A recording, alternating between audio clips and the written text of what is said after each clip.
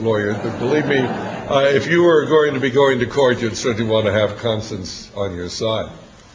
And basically, I'd never heard of Constance Cumbey. I'd been studying what was going on probably for close to 20 years. And I always knew I was missing something.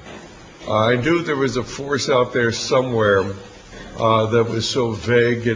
There had to be some sort of logic to what was going on in the world, but nothing really made sense. Until I came across a book that was called The Hidden Dangers of the Rainbow, and it was written in the early 1980s, and I read it, and it began to bring me into an understanding of that there really are spiritual forces which are energizing everything that's going on. So without further ado, Constance Cumbey.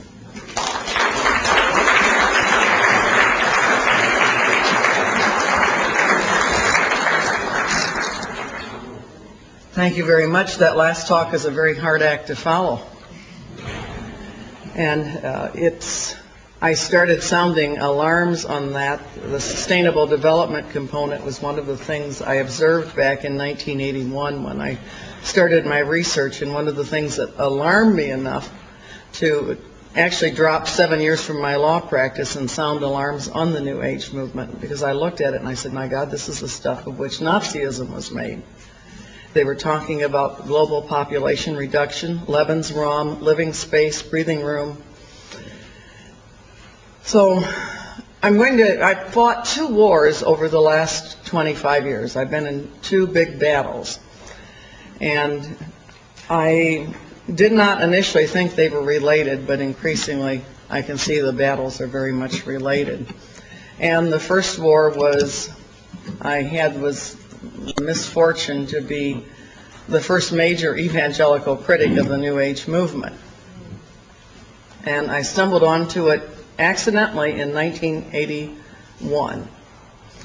And this is how it happened. My husband lost both legs above the knee in 1979, October 15th, 1979 to be precise. And I was happily practicing law and thinking I was safe for life. And that was a major disruptive factor. I went into literal shock. For the first time in my life, I could solve higher mathematical equations. First and the last time in my life. And I sat there and I was solving logarithms and working advanced mathematical calculations. And you have to understand, I went to law school because it was the only curriculum in the whole university that required no math.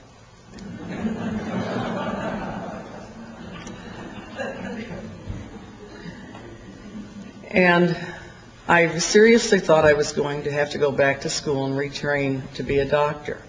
In fact, I bought numerous books on it. And then I went back to normal, 2 + 2 = 3, or is it 5? I'm not sure which. And there was a Methodist bookstore across the street from my downtown Detroit law office, Cokesbury Books. I went in there almost daily just to find things to help me make it from one day to another, because it was a very, very tough period in my life even after I came back to normal on the mathematics versus the words. And I read things that I thought would get me through a very difficult point of my life. And when I was through with the good books in the store, and they had lots of good books by lots of good authors, I found another line of books. And the books were by Baptists, Catholics, Episcopalians, Presbyterians, Mennonites. And the books were saying things like, we need a new world order. We need to make this paradigm shift. Up until I discovered the New Age movement, I thought paradigm was 20 cents.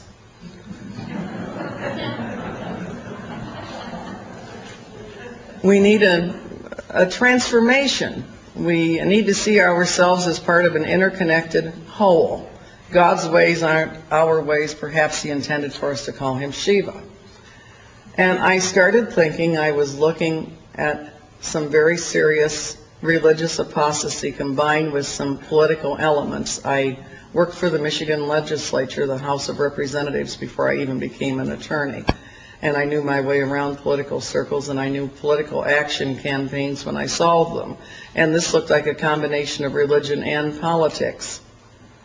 So one day I made a little trip over to the Archdiocese of Detroit to see if the same trends were continuing over there. And to my surprise, I saw many of the very same books, same authors, same propaganda line, same cover. Everything was the same, except on the side of the Catholic books was a logo that said Paulist Press. And on the side of many of the Protestant books that I found with disturbing themes was a logo that said InterVarsity Christian Fellowship. And I thought, isn't this cute? Here all the Protestants are being reached with a call for the New World Order by InterVarsity, and all the Catholics are being reached by Paulist Press. There were other publishers on both sides of the logo. I'm not singling those two out per se. And I thought all it cost them was a little change in logo on the side of the book. And I really didn't put it together. One day I bought 5 books and took them home and just slashed and underlined, yellow highlighted, and marked the common elements. One of the books was Towards a Human World Order by Gerald and Patricia Meshi, and yes, they were talking about sustainable development. Another book I bought was Rich Christians in an Age of Hunger by Ron Sider. And a book, When Gods Change, Hope for Humanity, by a professor at the Union Graduate School of Theology. I believe his name was John McCoy. Bought a little book on process theology. And the books all sounded far more like each other than they did the respective teachings of their respective denominations. And I wondered, where were they getting this? I thought for the very first time in my life that maybe I should write a book. And I was going to call it, my original thought was, call it Come Out of Her, My People, the growing apostasy of American religious life. I had no idea I was looking at something far, far bigger. And I had a very prophetic thought that came to me. I never thought of myself as a prophet, but this day I had a thought that was distinctly prophetic. I never thought, would anybody publish your book? Would anybody read your book? The only thought that came to me was, boy, will you ever catch it if you do. Well, I wrote the book. It ended up being called The Hidden Dangers of the Rainbow, and I've been catching it ever since. And what happened to me along the course of that work was very interesting. The opposition came from where I least expected it. The support often came from where I least expected it. When I found these facts that compelled me to write it, I remember I sat there and I thought, political suicide, professional suicide, political suicide, professional suicide. And I finally just started brightening the corner where I was. I started with educating the people in close circles to me, the ones I came in contact every day. And every person in our office could tell you about this and have an intelligent discussion. Everybody that waited on me on a routine basis where I ate lunch in downtown Detroit could tell you about it. And friends that I thought would abandon me kind of closed ranks behind me and basically gave me some pretty good moral support while this was taking place. I remember I showed the materials to my pastor, who went on to become the head of Moody Bible Institute. And I thought he would take the ball and run with it. I hoped he would take the ball and run with it. Basically, he kind of looked at me like I was crazy. And at that point, I thought, my clients pay me for advice. They'll listen. So my clients, anybody that scheduled an appointment with me, ended up getting a seminar on the New Age movement, whether they wanted it or not. And they went out and they told their respective ministers and priests and friends about it. I had a call one day from a Catholic priest in Detroit, Father Edward Perrone, and he said that a parishioner who had not darkened a church door in many years had come to see him and was terrified. He said, "What did you have that scared this man so badly?" I invited him to come take a look. Well, he came to my office on a Friday afternoon. He looked through my materials. He gasped at some of them. He said, "I can hardly believe I'm holding this in my hand." And finally, he said, "I have to accept the truth of what you're saying." He said, "I saw too much of this going through the seminary." He said, "We have a terrible job facing us, how to wake people up without scaring them to death." Because when I was looking at the materials, and I have something that on the computer I'd like to show you later when I can set up adequately for the PowerPoint. But 1983, the New Agers really thought they were going to pull things off in 1982. 1982 was a target year for them. 1975 was a target year to make teachings on their new Messiah public. But at the point I was looking at it, I didn't know I was looking at that yet. I didn't understand fully what I was looking at until I found a book by a California writer named Marilyn Ferguson called The Aquarian Conspiracy, Personal and Social Change in the 1980s. And all the things I found disturbing, she found encouraging. She said, now the heretics are gaining ground, doctrine is losing its authority, and knowing is superseding belief. And she quoted from a book called The Aquarian Gospel of Jesus the Christ. And for some reason, when I read the quote, I thought it was terribly important that I find that book, and I did track it down the very next day at the Methodist bookstore, I'm sorry to say. And Dixon Bible and Books, which was owned by a member of my own church, I'm sorry to say, had copies of the book in stock as well. And it was basically written in King James style English. And this was about Jesus, obviously the jet setter. He wasn't hanging around Palestine. He was traveling to India and China. And the Aquarian masters sitting in council had told us that Jesus was not always the Christ, that just as Jesus had earned the degree Christ by a life of strenuous service and equipping himself to find the Christ consciousness, that Jesus wasn't always, just as Lincoln was not always president, Edward was not always king, neither was Jesus always the Christ. He had earned the degree Christ by these certain practices. And they had John the Baptist was also out seeking wisdom, and he also had pagan masters. And John the Baptist one day asked his pagan masters, per this version, the Aquarian Gospel, he said, why do we need any further illumination? These teachings, the Vedas, the Upanishads, these are so sublime, so perfect. And his master explained to him, he said, in the past when man needed illumination and progress to advance to a further point, the masters would send somebody. Said, but now the ages have passed, and he said, in their proper place, the Hebrew Psalms and Bible, the Hebrew Psalms and Proverbs were given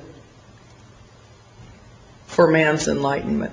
Said, but now that age is past, and it is time for more revelation, and Jesus is the flesh-made messenger to bring that light to man. But in the ages yet to come, man will attain to greater lights. And greater lights will be needed and sent, and I wrote in my margin a neat trick. I said, and finally at last, a mighty master soul will arise to light the way to the throne of perfect man. I slammed that book shut. I was spastic. I knew I just looked at something about and promoting and preparing folks for the Antichrist. And I had to learn more about it. The information sources were deficient. Marilyn Ferguson said that folks that were involved in this communicated with code words and signals, that they were made kindred by their inner earthquakes. And that's very important that you remember that, because that's the glue that binds them together. It's not money, it's an ideology, but it's basically mass hypnosis. Folks, by one method of mind control, one method of spiritual deviation, one method of going out of their minds, make this, quote, paradigm shift. And this is what the, quote, Christian books were also talking about. I've since collected some. One was SPCK, Society for the Propagation of Christian Knowledge. It was from England, and they actually told us we should pay heed to Benjamin Kramenalis Bailey and Helena Petrovna Blavatsky. I decided that if they communicated that way, that maybe I could tap into that. And I didn't know what their signals were. But she said they use code words, and I was having a pretty good notion of what their vocabulary was. Things were done holistically. We lived on spaceship Earth on a crowded planet, all the emphasis on crowding, in a global village. We needed to make this new paradigm shift. We were entering this new era, so on and so forth. And so I carried 2 books with me day and night for 2 weeks, hoping I could find somebody that would pick up on it. And one book was The Aquarian Conspiracy by Marilyn Ferguson, and the other was The Aquarian Gospel of Jesus the Christ. Well, I ran into somebody, pleasant fellow, but he was bordered on the left, and he told me he was thinking of running for city council. I knew every politician in Detroit worth knowing on a first-name basis. And I said some pleasant words to him and didn't think anything more about it. And he called me a couple of weeks later and said he definitely was going to run for city council, and he and his wife Marge would be so delighted if I would come to their house and join them for a coming out party the night before. Well, it was Sunday night, and to tell the truth, after I found this material, I was not interested in anybody's political campaign. In fact, I wanted to go to the nearest church and curl up under the nearest altar so I wouldn't get into any more trouble before things came down. And as I thought, if this is going on, things are very close indeed.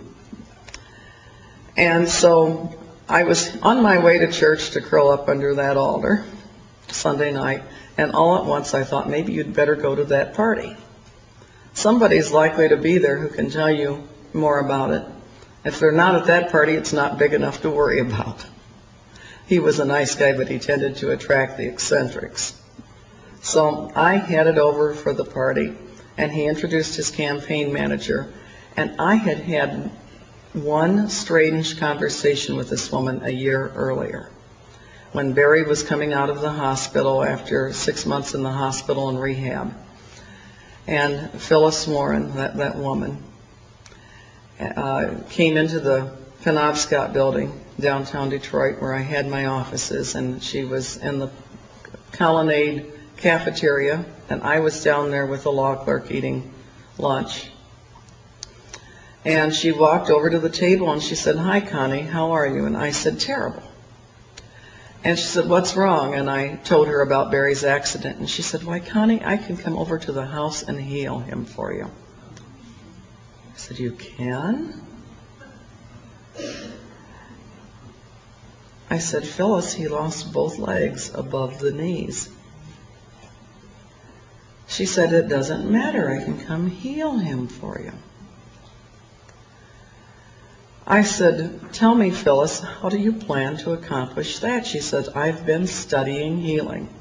I said, "Well, I'm sure that if you think you can come heal him, you must have been. But I still don't understand. How would you accomplish that?" She said, "With cosmic energies I receive from the universe." Well, I looked at Glenn Page. He looked at me. He was the young man. He's now been a highly respected member of the prosecutor's staff for many years. And we excused ourselves. Miraculously, we didn't break out laughing. And we got upstairs, and we both burst out laughing. And I laughed so hard I almost hyperventilated. And I said, if she comes over and puts those legs back on him, she will make a believer out of me. And I didn't think one more thing about it until she's introduced as the campaign manager. And I thought, boy, this is good. She's going to come finance this campaign with cosmic money she receives from the universe. Still didn't think anything more about it. And Phyllis got up and gave a talk, and she said, when you see Al, you are to visualize him on the councilman's chair.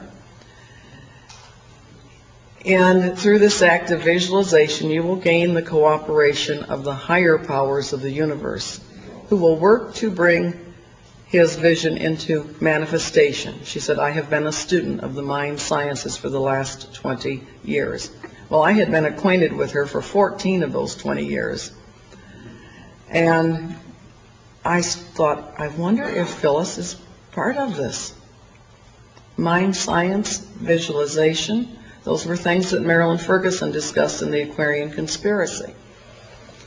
So, when the party broke up, I went over to Phyllis and I said, Phyllis, I said, I heard you mention the mind sciences. She said, yes. I said, you know, years ago I read a book called Psycho-Cybernetics by Matthew Maltz. And I've been so interested in the mind sciences since then. Maybe you would like to go to dinner with me and you can tell me more about it. And she said, yes. Now, you have to watch us lawyers. We're really tricky. You can get a lot of information for the price of a meal. I had a gold mine that night. I took her to dinner. She was very careful about ordering the red zinger teas and the vegetarian entrees. And I said, now tell me about the mind sciences. I'm fascinated. She said, it's part of the New Age movement. I don't know if you've heard of it or not. I said, no, at least not by that name. Is it possibly known by another name? Any other name? She said, yes, it's called sometimes called the holistic movement, the networking movement, the new consciousness movement. She said, there are other names. Those are some of the most important. And, oh, she didn't mention Age of Aquarius. And at that point, I held up the Aquarian Gospel and I said, Phyllis, is this by any chance part of it? She said, why, yes, it certainly is. Now, so help me, I did not know they had a slogan that when the pupil is ready, the master will appear.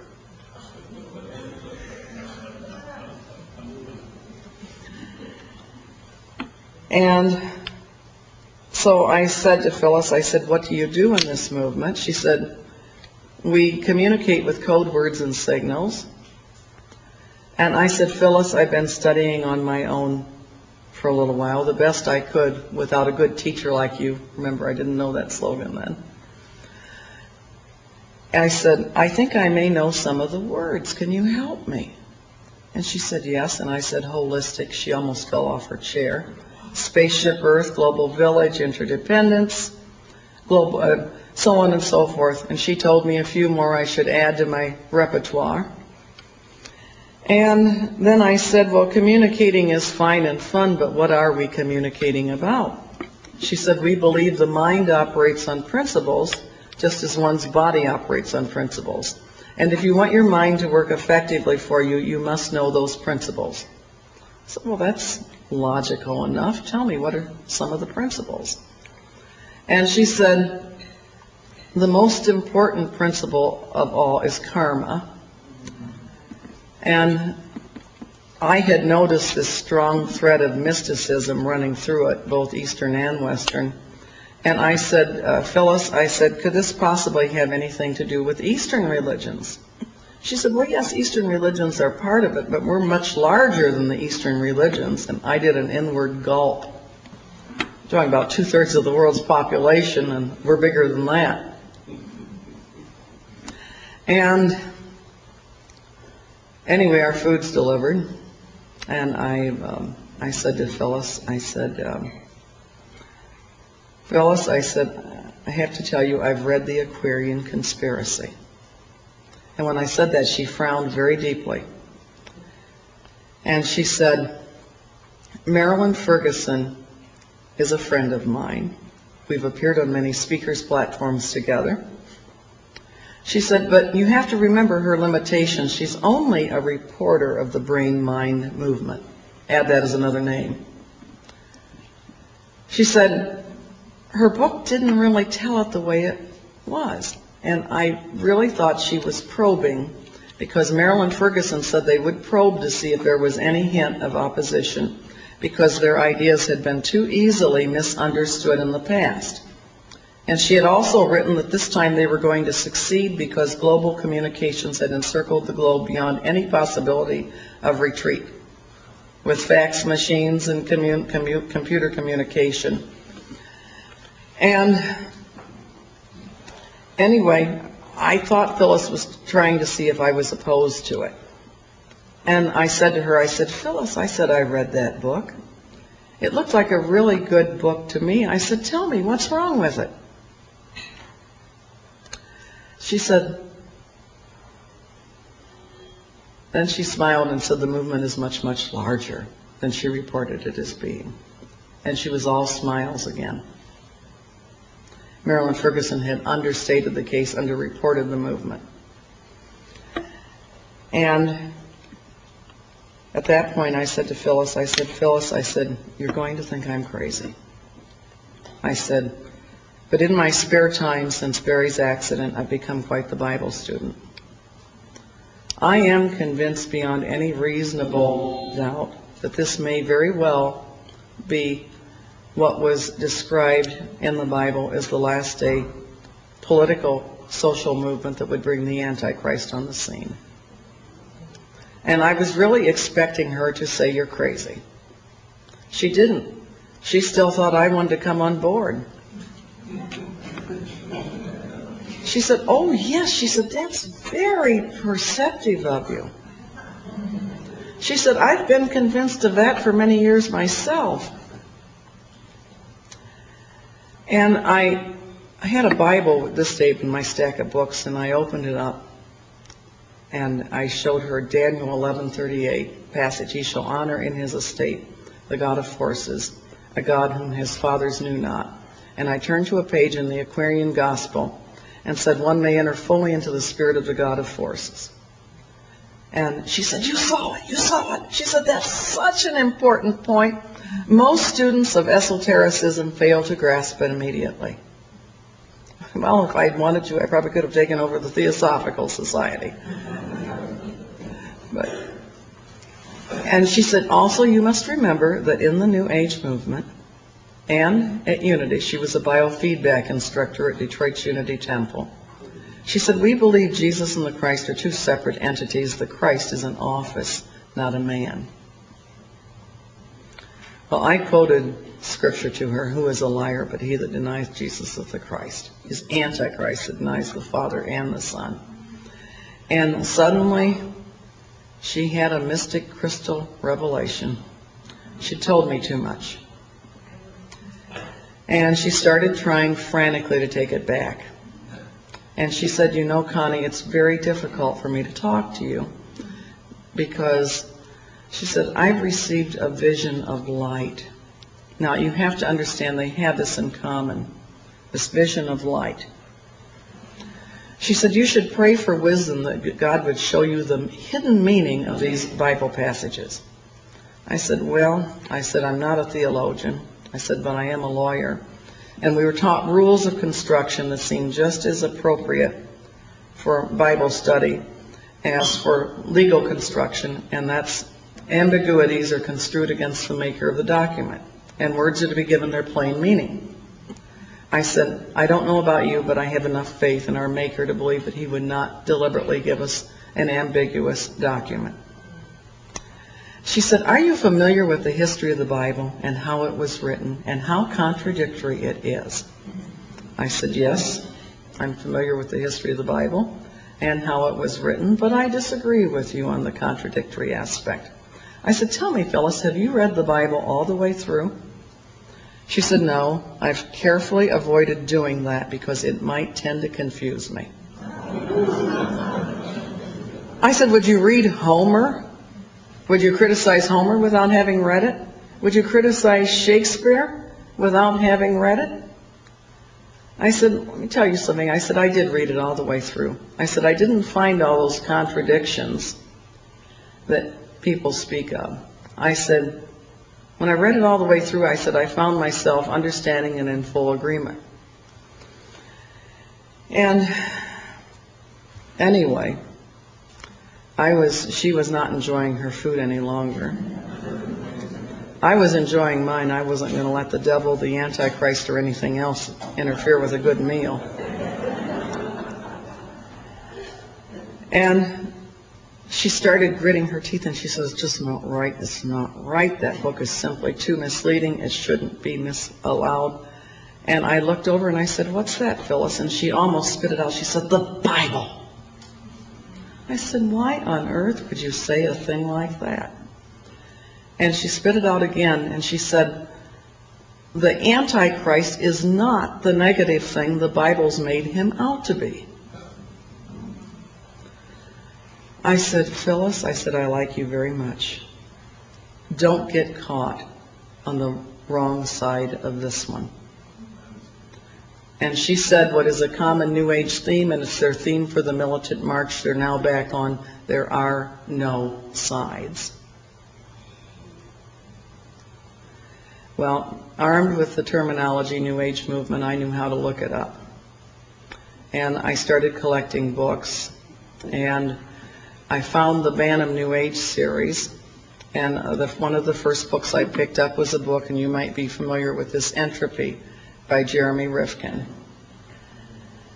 And another book was Voluntary Simplicity by Dwayne Elgin, whom the New Agers credit with being the modern theoretician of their sustainable development movement, DUANEELGIN. And those were both books I picked up back in 1981, 1982 on the subject. And when I started perusing the books, and I found a book called New Age Politics by Mark Satin. And he listed 25 representative New Age groups, and they range from Amnesty International through zero population growth. And about everything in between you could think of, including World Goodwill, New York. His amended version of the book has 100 on the list. And as regards World Goodwill, he said they were preparing for the reappearance of the Christ. And Planetary Citizens was working in conjunction with them. And he described this new politics. It was neither left nor right, but center. And it was about doing things in different ways, thinking different ways, new patterns. And he wrote about a very broad spectrum of groups that were consciously collaborating. And my position was, if they had the nerve to say it, I had the nerve to quote them. And so I started compiling these, and people got seminars and presentations of the informal type in my office. Professors came over from Wayne State University. I talked to an old professor of mine, and I said, I think this is a modern form of Nazism reborn. And he came over and he looked through the materials, and particularly Friends of the Earth, which was another group I'm sure you're familiar with. And another one was Dave Foreman with his, in fact, Dave Foreman wanted to reduce the Earth's population in some of the seminal writings I had to 75,000 and start over with a new nucleus. And I deprogrammed many New Agers, showing them those materials. And eventually I found a book called Running God's Plan by Foster Bailey.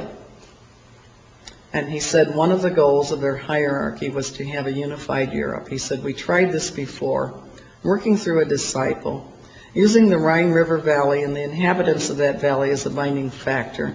That attempt was unsuccessful, but now another attempt is in full swing, namely the six-nation European Common Market. And you don't need to have been even an A student in history to have known who that disciple was. Adolf Hitler.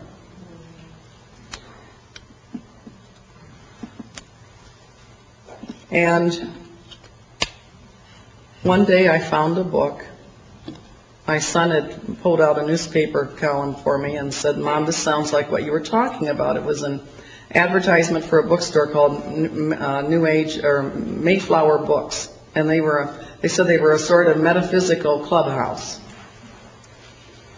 And I went over there one night, and he said, "We're closing," and I said, "I'll pay cash, and I need some very specific things, and I'll be quick. I made a long trip to get here." And he said, "Well, all right." And I said, "Do you have anything on the New Age movement?" And he looked at me like I was crazy, and he said, "Lady, the whole store." And he said, I said, "Do you have anything on Findhorn?" Because I'd found a book called The Magic of Findhorn. And he corrected my pronunciation. He said, "You mean Findhorn?" He said, "Our Findhorn section is right down there. Our David Spangler section is right down there too." And so I bought a selection of those books, and a book by a very gossipy New Ager called Roland Gammon called Nirvana Now. And took them and analyzed them. And Reflections on the Christ by David Spangler you could carry into any Christian service, probably not attract a lot of attention, except they might think you were really pious.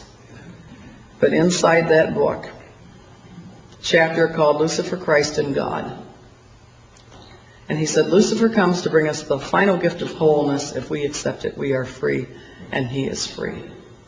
And he said, the Luciferic initiation is a required entry point into the New Age. And I didn't leave it at that. I never take one source as my source. I eventually found the Alice Bailey books, and I was to read from another source that they had started life as Lucifer Publishing Company, which they adamantly denied for a time. But unfortunately for them, I now have 3 books in my personal library from them when they were Lucifer Publishing Company, 1922. And Alice Bailey had been a member of the Theosophical Society. And she and her husband, Foster Bailey, had in 1922, during the years that the Theosophists were promoting a man called Jiddu Krishnamurti as their new Messiah. And they started to work in New York City. And they then formed some worldwide works. And one of their strongest devotees was a man that you talked about, Maurice Strong. And I actually have a photograph, which I pulled down from the internet, of Maurice Strong at the Findhorn Foundation in Scotland, participating very devoutly in a group meditation for the reappearance of their new Christ. And I knew what a Marilyn Ferguson in the Aquarian Conspiracy had said something that I didn't think of until I got much further with my work. And she said Europe represented the ideal point from which to launch their new political spiritual entity, that it was eminently qualified. She quoted a man called Johannes Conier.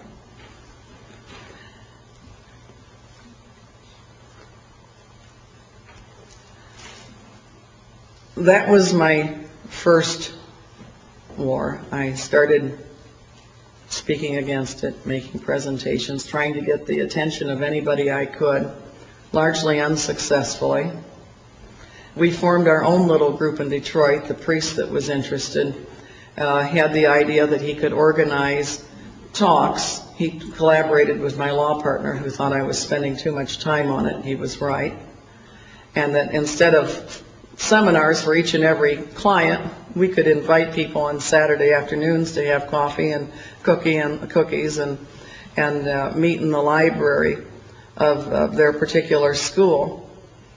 And so we did. We kind of had our own ecumenical group going. We had, you name it, we had Seventh-day Adventists, Baptist, Church of the Nazarene, Catholics, Episcopalians, everybody concerned about what I was showing them evidence-wise. And it stayed at probably about 35 people coming per average. People would come, and the same people would come back every time. And the priest of the parish walked in one day, the senior priest, and he said, I'm going to have to check this out. And he said, you talk to them for 5 hours, they sit on the edge of their seats. I talk to them for 20 minutes and they fall asleep.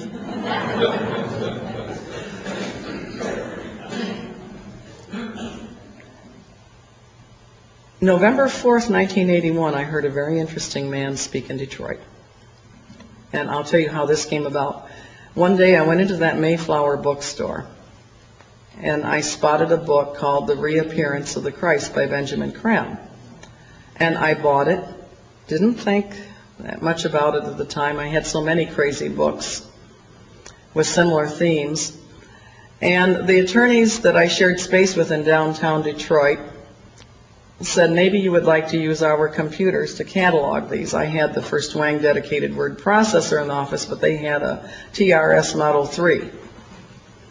And they said, you're welcome to use our computer and get your own software, but you can use our computer, which I did.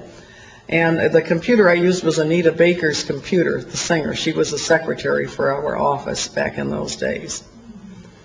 And I was sitting at Anita Baker's computer, and I was trying to synthesize. Back in those days, the databases were very limited. You could use about maybe 50 words to describe something. So I looked through Benjamin Creme's book, and he had a section, How the Plan is Working Out. And he talked about all the political developments that were going on that they were working with. And I had suspected as much, but he was making some claims and making some fairly impressive statements.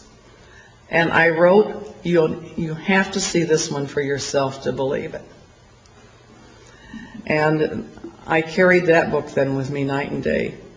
Went to court for a client in St. Clair Shores. I stopped at the Big Boy for breakfast and went to court and left court, and I discovered that book was missing. Now, it wasn't the kind of book that you get on the phone, you say, hello, my name is Constance Cumbey, I'm an attorney. I left my copy of The Reappearance of the Christ by Benjamin Creme at your restaurant or at your courtroom. I was kind of hoping the janitor would just quietly throw it in the wastebasket and never say another word to anybody. I've represented folks on the mental health docket that were locked up for a lot less than that. But I had to have that book. And so that night, I closed up shop early. I ran down to the Mayflower before closing time. And John Barneswell, the assistant manager who had sold me the first materials, the one I had encountered the first day, I said, do you have The Reappearance of the Christ by Benjamin Creme? He said, nope, Constance, sorry, we're all sold out. They were well familiar with what my work was at that point. And then he handed me a flyer. He said, but here, Unity's bringing him to town. You can hear him in person. And that flyer, the text of it is reproduced in my first book, The Hidden Dangers of the Rainbow, and a true copy is reproduced in the second book of Planned Deception. And I just stared at that thing. I said, this guy's no Christ, that's for sure. But if Unity is trying to pass this on, and they were very politically powerful in Detroit, I said, something's happening. And so I made plans to attend, and I took about 8 Christian spies with me, a couple of big ones. And I didn't want to be alone with that crowd. And it was an interesting evening, to put it mildly. I walked in, there were about 1,300 people in the hall seated 1,300. Every seat was taken, and there were a lot of people standing besides. And I was stunned at the makeup of the hall. There was a former head of the Detroit Council of Churches who I knew from Detroit political circles. The entire Holistic Health Medical Association was sitting there very attentively, and their publicity director was acting as master of ceremonies for the evening, Dan Butts. And saw lots of prominent people in the crowd, and I saw people that had been friends. I saw a former law partner sitting across the room, and my accountant was in the room. I turned to a fellow behind me who was an independent movie producer, and I said, Al, I know what I'm doing here tonight. What are you doing here? He said, because, Connie, he said, I'm taking a course in Unity, a course in miracles at Unity. He said, we are required to take a spiritual growth class when we join Unity. And I'm taking a course in miracles, and it's a class requirement that we attend. And I gave him a quick synopsized version of my objections to what was taking place that night, and he thanked me. And then Benjamin Krem walked in, and he did something with his hands. I don't know how to replicate it. It was like a wave. It looked something like that. And simultaneously, about everybody in the room but myself and my spies appeared to go into a very deep, instantaneous trance. And Benjamin Krem got up. He twisted his neck around it was as close to a 360-degree turn of a neck as I've ever seen. Normally, I can stare about anybody down. I did not want to try. His eyes were abnormally bright. I attributed it to the very expensive sodium lighting they had for the video series they were obviously attempting to make. I coughed. I did everything I could to try to break the spell on people, rustled the papers on my lap. When they took the first break, there was a rather heavy-set woman sitting there. I tried to come through, and she put her knees out so I couldn't move. I said, "Excuse me." She said, "That will teach you not to rustle papers when he is speaking." I'm sure under normal circumstances she would not have dreamed of that type of social behavior. Well, Benjamin Krem had announced that after the break they should regather, and they would do a mass recitation of the Great Invocation. This is the prayer by Alice Bailey, "From the point of light within the mind of God, may light stream forth," so on and so forth. It literally is a prayer to the Antichrist to come and take the world for Lucifer. And the last line of that quote prayer is, "Let light and love and power restore the plan on earth, and may it seal the door where evil dwells," which I had already learned from reading the Bailey books, that meant sealing Jews, Christians, and Muslims off into their own separate place. And basically they were going to be the phoenix that would arise from the ashes to build a new civilization.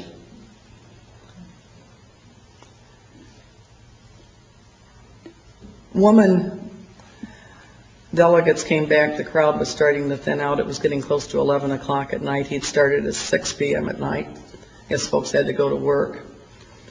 And the woman that came next stood next to me, very prim, little black lady, very neat, very trim. And she looked like she could have been an activist in any Black Baptist church in Detroit, head of the altar committee or something. And I turned to her as gently as I could, and I said, "I hope it does not offend you, but I will not be reciting the Great Invocation with you. I will say my own prayer." She said, "No, honey, that's all right. We all have our own paths to God." And I said, "The reason I will not say the Great Invocation is the scripture said very clearly the Antichrist would come and deny that Jesus was the Christ." I said, "Benjamin Krem has denied it fervently all evening on behalf of this Maitreya character." And the woman said, "There's been many Christs." I said, "There's been one. His name is Jesus." And they turned from rows around and looked at me like I was from outer space. This was the church that the same area where Marianne Williamson later went to become guru and head of a large Michigan Unity church, and many of the same people were in attendance. And this was the Palmer Park church. She took the Warren church. At any rate, Benjamin Krem came in, and he promised the group they were going to recite the Great Invocation, and then he was going to have a transmission from Maitreya the Christ as soon as that thing was over. But they would say the Great Invocation first. And his literature said he'd been overshadowed by Maitreya the Christ everywhere and delivered a message. They started, "From the point of light within the mind of God, may light stream forth," and I went nice and clear, and all the acoustics in that room were wonderful. "Our Father, who art in heaven, hallowed be thy name. Thy kingdom come, thy will be done." And I did that every single stanza. And they got down to the last part and said, "Let light and love and power restore the plan on earth, and may it seal the door where evil dwells." And I said nice and clear, "May Jesus Christ return to earth and end the evil present in this room tonight."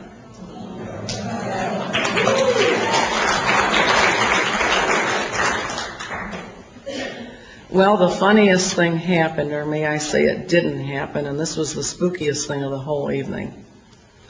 Benjamin Creme waited and waited and waited. It was clear he was not faking it. He was waiting for something to happen that never happened. This thing did not come and overshadow him. He dismissed the crowd and said, "That will be all." We went out, and of course everybody's glaring at me. And Dan Butts, the one who was the master of ceremonies for the evening, glared at me. And another one said something sharp to me in Dan Butts' presence. And I said, if you're new Maitreya the Christ, Betraya the Christ, or whatever his name's supposed to be, where everything he was cracked up to be, one lousy Christian in the room reciting the Lord's Prayer shouldn't have stopped him. And we honestly thought things were going to happen. They were running ads in their magazines. They were publishing books. They really thought they were going to carry it off. And their magazines had ads, "Expect the Christ in the spring of 1982. And they thought things were going to happen on the day of the syzygy, March the 10th, 1982. And it was weather-wise, it was a disastrous day for the Detroit area. I drove my son to school, and we went through some floods to get there. And he read me an article from the Detroit Free Press by a reporter I had noticed had written many pro-New Age articles. In fact, the day after Benjamin Creme spoke, there were headlines in the Free Press with the same Dan Butts picture, hand in hand through the New Age. And she said, "Zoom, not doom." And she said this syzygy was a great thing. It meant maybe even a new Messiah was on his way. I was so depressed, so discouraged. The weather didn't add to my mood. She said that all these things were taking place this day, that even in Fort Wayne, Indiana, which is my hometown, that a man, John Davis from Wyoming, Michigan, would be giving a talk for the Coptic Fellowship, the 3 stages of the Christ's reappearance. And I thought there's just no way to stop this. And I looked at that paper all day, and finally that afternoon, I picked up the phone. I don't know why. I picked up the phone and I called the Detroit Free Press. And I asked if I could please speak to the reporter who wrote the article. It was Ruth Seymour's byline. And they said she was unavailable. I left word, said I'm an attorney in downtown Detroit. I would like to speak to her. I have some material that might be of interest. She called me back approximately 15 minutes later. And I was going to say something very sharp to her, but she sounded so scared I couldn't bring myself to do it. And I said, "You've written several articles about the New Age movement." She said, "Yes, I have." I said, "How would you like to see the flip side of that movement?" She said, "What do you mean?" I said, "I've examined it carefully. It's identical to Nazism." She said, "Why do you say that?" And I quoted the Foster Bailey passage I read about Europe. And then I said, "They're using 666 and calling it a sacred number." She said, "Oh, creepy." I said, "I lecture on this every other week at St. Genevieve's School in Livonia." I said, "If you like, I would be very happy to make a copy of my lecture notes outline for you. And you can check my references for yourself and see if I've been accurate." She said, "No, if it's all right with you, I would like to come over to your office right now and look at your materials." I said, "Fine." And she came in. She looked like one of the original flower children left over from the 60s. And I'm not saying that to put her down. And we started going through them, and she went, wow, wow. She was noticing things I wasn't noticing. And she said, look at this, look at this. And she finally said, why did you decide to call me today? I said, I really don't know. She said, you must, she said, knowing what you know about this, she said, you had to have been only angry at my past work. I said, yes. She said, I'll bet you thought of writing letters to my editors. In fact, I and every other attorney in the office, both Christian and Jewish, were going to write those letters. Several times we'd thought about a writing campaign, a serious writing campaign. She said, I'll bet you thought of writing letters to my editor. And I said, yes, I thought of it. She said, well, it's a good thing you didn't. I wouldn't have listened. And then she persisted some more. She said, what made you decide to call me today? And I finally said, Ruth, I really can't explain it. I said, but I was looking at your article, and all at once I felt it very important that I talk to you immediately. She said, you don't know it, but she said 15 minutes before you called, I went to the ladies' lounge of the Free Press. She said, and I knelt down on my face, Eastern style. I probably called her around 3:15, and it was 3 o'clock that they were going to go do their group, whatever, meditations to invoke the Christ that day. She said, I got down on my face, flat on my face, Eastern style, and I was going to pray to Buddha. She said, all at once I changed my mind. I prayed to Jesus. She said, and I prayed that he would send me revelation. She said, look, now I have revelation. And she left my office a brand new Christian that night. And she then was determined that I should finish that book that I was procrastinating on. And she would collect materials for me. Lots of materials that were channeled to them came to me. Am I running into my deadline, Dr. Stan? Okay. Anyway, let me make a long story short. That was the first war I fought. And I had a horrible, ugly opposition from the evangelical community. There was no New Age movement. I had made the whole thing up. For 3 years, I stood alone with those folks, virtually alone. And then they came out with their own books and tapes and conferences and first tried to redefine it. The New Agers were not politically networked. They said, yes, they were. They always were. It's not serious. It's not deadly. And I did not know what was going on. And that was the first war we fought to get the word out on the New Age movement. We succeeded. The word did go out on the New Age movement worldwide. And the second battle I fought, I will tell you about in my next talk, and we will have PowerPoint for that. And that was the European Union, Javier Solana, and the two are inextricably related. So stand by. Thank you.